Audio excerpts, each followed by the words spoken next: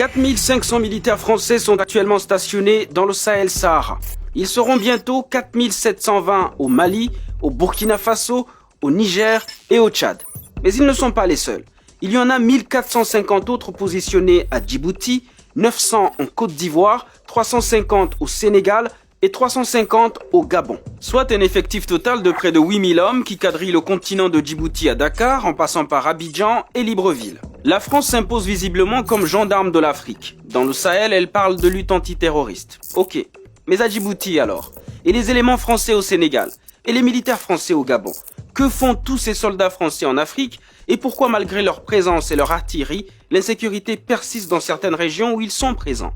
Nous posons des questions légitimes. Cet impressionnant matériel militaire sert à quoi si c'est pour que les terroristes continuent à nous narguer sur nos territoires? Donc ce que nous voulons, c'est une action de redevabilité, de justification du stationnement des troupes françaises au Sahel.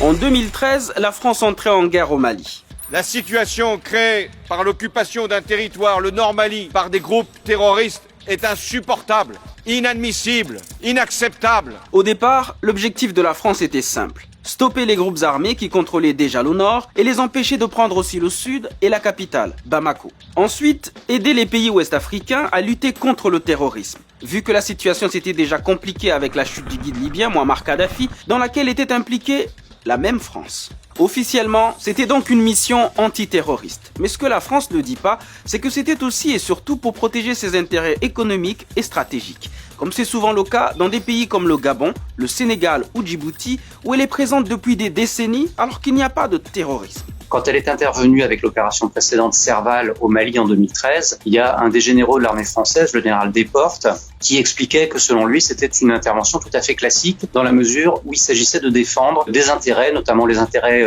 uranifères au Niger voisin, où des prises d'otages avaient eu lieu par les groupes djihadistes implantés au Mali. Et donc, ça perturbait des intérêts importants et ces intérêts risquaient également d'être menacés dans d'autres zones si les prises d'otages se poursuivaient. Et des intérêts, les entreprises françaises en ont beaucoup sur le continent.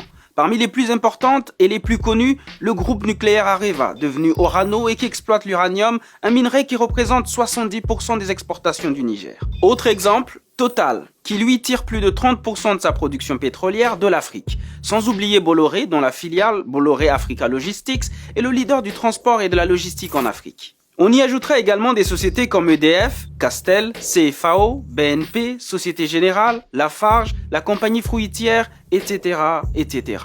Le Conseil français des investisseurs en Afrique estime la présence française à environ 1000 établissements et 80 000 collaborateurs, pour un chiffre d'affaires de 40 milliards d'euros. Des intérêts non négligeables, puisqu'ils représentaient en 2011 17% des exportations françaises. Et comme le soulignait clairement le rapport du Sénat français en 2013, l'Afrique est notre avenir. Un avenir possible grâce aux grandes entreprises comme Total, ancienne Elf, qui existent depuis l'époque coloniale. Et pour leur garantir la sécurité dans une région souvent instable, Paris a trouvé une bonne parade. L'armée française a conservé des hommes en Afrique depuis les indépendances pour sauvegarder ses intérêts, qui sont de plusieurs ordres, des intérêts parfois stratégiques, quand il s'agissait notamment de sécuriser l'approvisionnement en pétrole ou en uranium. Avec une dizaine de bases militaires et plusieurs points d'appui sur le continent, la France demeure ainsi le gendarme de l'Afrique. En 30 ans, elle y a mené une cinquantaine d'opérations militaires. De la Centrafrique au Mali, en passant par la Côte d'Ivoire et la Libye, elle dit vouloir rétablir la démocratie, chasser les djihadistes et maintenir la paix avec souvent l'aval des Nations Unies. C'est ce que Raphaël Granvaux appelle l'intérêt de puissance. Il s'agit pour la France de garder son rang, comme disent les hommes politiques, c'est-à-dire de justifier l'attribution d'un poste permanent au Conseil de sécurité des Nations Unies. Et pour mériter le maintien de ce poste, il faut que la France soit capable, selon elle, de continuer à mener une politique expéditionnaire et intervenir dans sa sphère d'influence pour maintenir l'ordre. Et tout cela a évidemment un coût. Car l'armée française dépense plus de 100 000 euros par soldat déployé chaque année. Et d'une manière ou d'une autre, il faut bien payer la note. Et ça c'est vrai dans toutes les interventions militaires françaises, c'est que lorsque la France intervient dans un pays africain, elle tente toujours d'avoir un retour sur investissement, c'est-à-dire de récupérer soit des marchés publics en faisant pression sur les gouvernements, soit des marchés liés à son intervention militaire, etc. Et comme parfois le changement de régime peut menacer directement ses intérêts ou déstabiliser son précaré, il arrive que la France utilise sa présence militaire pour consolider les pouvoirs en place. quitte à massacrer des civils, comme à Abidjan en 2004. La France s'est parfois montrée complice des crimes qui étaient commis par les forces armées de ces pays, complicité parfois active, où elle les accompagnait, et parfois, dans le cas de la Côte d'Ivoire par exemple, la France a été amenée elle-même à commettre des crimes de guerre ou des crimes contre l'humanité, contre des populations civiles. Et c'est toute l'ambiguïté de sa politique, mais qui lui assure du coup un avantage qu'aucune autre puissance n'a sur le continent.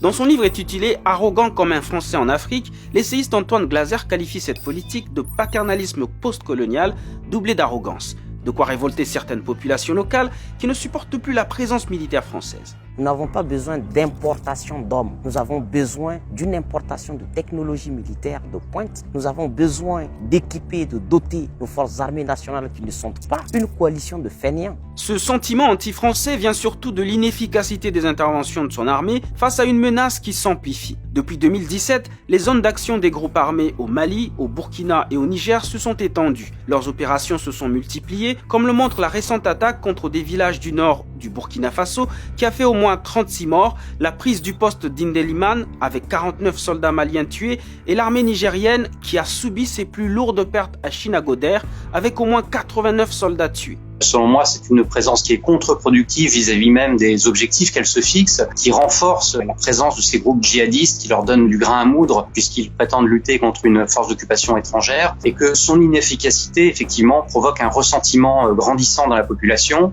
qui ne se sent pas du tout protégée parce qu'il y a des massacres récurrents. La population ne se sent pas non plus protégée par son propre gouvernement, puisqu'il délègue à une force étrangère la question de la sécurité de son territoire. Et le fait que depuis la fin des indépendances, la France continue à intervenir dans ces pays africains, effectivement, permet aux autorités politiques de s'exonérer de leurs responsabilités. Il y a une volonté parfois délibérée de confier les clés de sa propre sécurité à l'armée française. Et cela arrangerait bien certains présidents africains qui se servent de cette situation, soit pour se maintenir au pouvoir, soit parce qu'ils n'ont pas le courage de dire à la France de partir. Il y a effectivement une sorte de collusion et un partage d'intérêts entre certaines classes politiques africaines et classes politiques françaises, mais qui ne reflètent pas les intérêts ni de la population française ni de la population africaine. L'autre raison avancée par la France et ses alliés africains pour justifier sa présence militaire, c'est la formation des armées nationales ou multilatérales. Mais Raphaël Granvaux constate que cela fait 60 ans que l'armée française est présente en Afrique par le biais de sa coopération militaire, avec pour prétexte de rendre ces armées-là indépendantes. Quand on regarde de près les scénarios d'entraînement, par exemple, de ces armées pour les former, il s'agit toujours en réalité de les maintenir dans une position subalterne. Il s'agit de les former, mais de les former pour qu'ils continuent à intervenir aux côtés de l'armée française qui n'entend pas, en dépit de ce qu'on peut entendre quelquefois, du tout se retirer de cette région. Mais jusqu'à quand la France restera-t-elle ? Sera-t-elle toujours là pour assurer la sécurité de ses anciennes colonies ? Et ces anciennes colonies seront-elles toujours d'éternels assistés ? Pour Raphaël Granvaux, il y a erreur de diagnostic. Il y a quantité aujourd'hui de rapports d'ONG, de chercheurs qui disent que si on veut répondre à cette question du djihadisme, il faut répondre au terreau sur lequel il prospère. Il faut assécher ce terreau qui est celui de la misère, du sentiment d'injustice, du sentiment d'être délaissé par les États centraux. Et que tant qu'on n'aura pas répondu à ces raisons-là, eh bien la force pure et simple ne servira à rien. Et vous ? Que pensez-vous de la présence militaire française en Afrique ?